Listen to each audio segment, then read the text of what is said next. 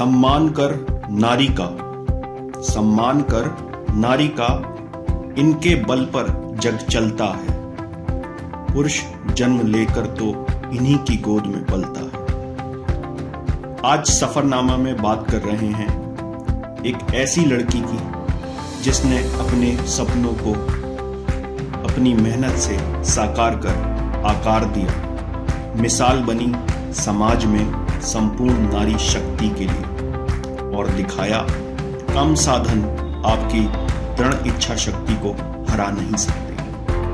बात कर रहा हूं रुचि दिवाकर की, जो हाल ही में पीसीएस परीक्षा में सफल होकर डिप्टी जेलर पद को प्राप्त किया, जिसने पूरे परिवार को, पूरे समाज को एक सुखद क्षण दिया है, जिसमें उनके पूरे परिवार का योगदान तो है ही, किंतु उनके भाई जो खुद पुलिस में एक कांस्टेबल पद पे कार्यरत हैं, उन्होंने अपनी बहन को पीसीएस अधिकारी बनने में विशेष भूमिका निभाई और आज वो मिसाल बनी है इस देश की बेटियों के लिए, इस देश की नारी शक्ति के लिए। आइए देखते हैं उनकी कहानी।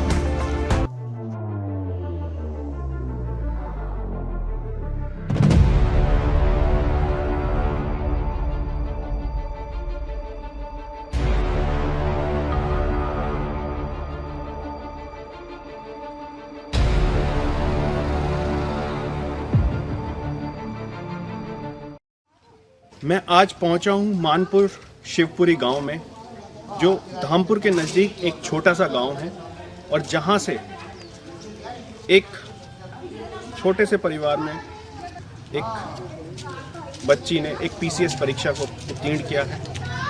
आज मैं मिलने जा रहा हूं रुचि से, जिन्होंने अपने गांव का, अपने क्षेत्र का नाम रोशन किया है और अपने परिवार को बेहद सुखद क्षण प्रदान किए। तो आइए आज सफ़रनामे में बात कर रहे हैं रुचि से।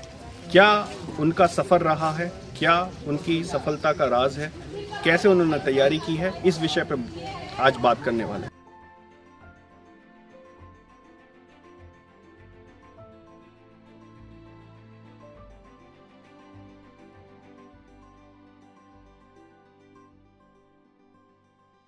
मैं सर्च इंडिया प्लेटफॉर्म के माध्यम से सफ़रनामा से जुड़े सभी एस्पिरेंट को बताना चाहती हूँ कि जिनके फ्यूचर गोल्स हैं, जो आईएएस पीसीएस की तैयारी कर रहे हैं, उनके लिए मैं कुछ टिप्स देना चाहती हूँ। तो मैं पहुंचा हूँ रुचि के पास और आज जानते हैं उनकी सफ़रनामा, उनकी जर्नी कैसी रही है, क्या समस्याएं उनके सामने रही हैं और कैसे उस सफलता को उन्होंने प्राप्त किया है। आइए बात करते हैं रुचि से। रुचि, पहले तो आपको बहुत बहुत बधाई सर्च इंडिया की तरफ से। आपने जो परीक्षा पास की है, अपने गांव वालों का, अपने क्षेत्र का, अपने परिवार का आपने नाम रोशन किया है, तो उसके लिए आपको सर्च इंडिया की तरफ से बहुत बहुत बधाई। कैसा महसूस हो रहा है आपको? थैंक यू सर, मुझे बहुत अच्छा महसूस हो रहा है कि मैंने अपने क्षेत्र का, अपने साथ साथ ही अपने ज़िले का, अपने परिवार का नाम रोशन किया है, तो मुझे बहुत खुशी महसूस हो रही है सर। मैं जानना चाहूँगा, जब इस परीक्षा की आप तैयारी कर रही थी तो उस समय क्या आपको समस्याएं आई? क्योंकि ग्रामीण क्षेत्रों में थोड़ी सी कुछ साधनों की समस्याएं रहती हैं, या कुछ और भी चीज़ें ऐसी होती हैं जो शहर के मुकाबले जो पिछड़े क्षेत्र होते हैं या जो ग्रामीण क्षेत्र होते हैं, वहाँ पे कुछ साधन नहीं मिल पाते। तो ऐसी कुछ समस्याएं आपके सामने रही? यस सर, कुछ समस्याएं तो मेरे सामने रही हैं। स्टार्टिंग की पढ़ाई की सिविल सर्विस के दौरान, तो सबसे शुरू में मुझे यहाँ पर कोई गाइड करने वाला नहीं था। मैंने खुद से ही देखा, फिर इंटरनेट के माध्यम से मुझे कुछ हेल्प मिली इसे समझने में।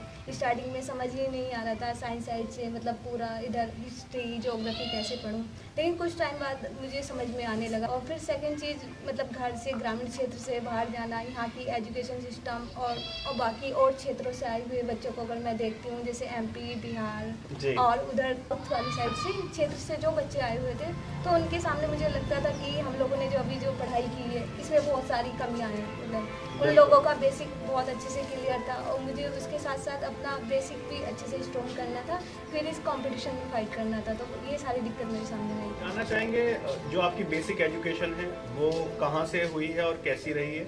वो छोटा सा एक परिचय आपसे जानना चाहेंगे। सर, सर मेरी प्राइमरी एजुकेशन पानीपत से हुई है। मैंने 6th क्लास तक पानीपत से पूरा किया है।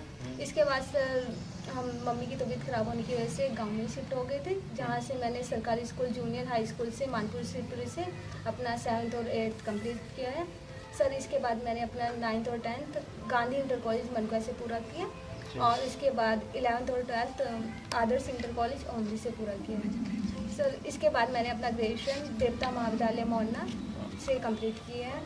उसके बाद सर मैंने अपना post graduation MSc Gurukul Kangri Haridwar विश्वविद्यालय से 2016 में कंप्लीट किया है। पोस्ट ग्रेजुएशन और जो ग्रेजुएशन है उसमें क्या आपके पास आर्ट्स थी या साइंस था? सर मेरा साइंस बैकग्राउंड है। ये जो PCS परीक्षा आपने अभी जो उत्तीर्ण की है, तो इसमें आपने कहीं विशेष कोई कोचिंग ली थी या सेल्फ स्टडी थी, उस बारे में जानना चाहेंगे।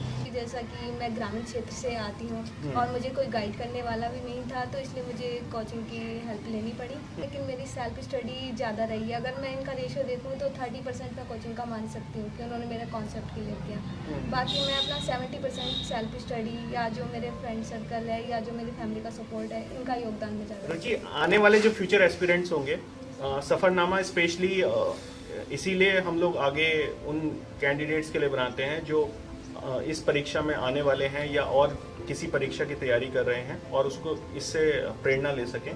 तो सेल्फ स्टडी कितना महत्वपूर्ण है इस किसी भी परीक्षा के लिए, उस विषय में आप क्या कहना चाहेंगे और कोचिंग की क्या भूमिका है? सबसे पहले मैं कहना चाहती हूँ कि जो भी सिविल सर्विस की तैयारी करना चाहता है, तो सबसे पहले उस कैंडिडेट के अंदर खुद लगन होनी चाहिए। जब तक खुद की लगन नहीं हो तो तब तक नहीं कोई भी ये एग्ज़ाम क्लियर कर सकते हैं। और सेकंड चीज़ मैं ये मानती हूँ कि ऐसा नहीं है कि हम कोचिंग करके ही ये एग्ज़ाम निकाल सकते हैं। सेल्फ स्टडी सबसे मैं श्रेय देना चाहती हूँ सेल्फ स्टडी को। देखिए, तो रुचि का भी ये कहना है कि कोचिंग के साथ साथ सेल्फ स्टडी बहुत ज़्यादा ज़रूरी है किसी भी परीक्षा को उत्तीर्ण करने के लिए। सेल्फ स्टडी के लिए कुछ टिप्स देना चाहेंगे फ्यूचर एस्पिरेंट्स को? Yes sir. सर जैसे कि आप इसमें 3 स्टेजेस होती हैं सर, प्रीलिम्स वगैरह। तो प्रीलिम्स में UPSC और UPPCS की बात करें तो दोनों का नेचर थोड़ा अलग हो जाता है। UPPCS में थोड़ा फैक्चुअल पे फोकस करते हैं, करंट अफेयर्स भी फैक्चुअल पे ही फोकस करते हैं।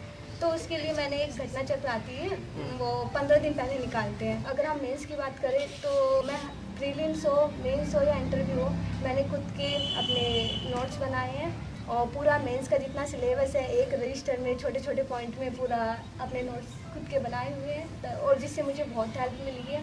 इसके अलावा मैंने बिहार सिविल सर्विस का भी अभी इंटरव्यू दिया हुआ है, जिसका मार्च में रिजल्ट आने वाला है। इंटरव्यू की बात करें तो सबसे ज़रूरी है आपको मतलब कैसे उसे फिल कर रहे हो।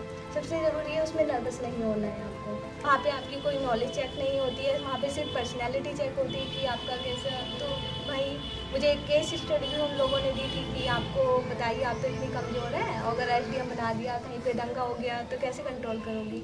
तो मतलब वहाँ पे बस आपको जानना चाहते हैं कि आप कैसे क्या सोचते हैं। रुचि, अभी जो करंट में आपको जो रैंक आपकी आई है उसके अनुसार आपको क्या जिम्मेदारी मिलने वाली है, उसमें जानना चाहेंगे आप? यस सर, मेरे UPPCS एग्जाम में 61 रैंक आई है, जिसमें मुझे डिप्टी जेलर की पोस्ट मिली है। क्या आप उससे संतुष्ट हैं या आगे के क्या फ्यूचर प्लान्स है उसके बारे में जानना चाहेंगे?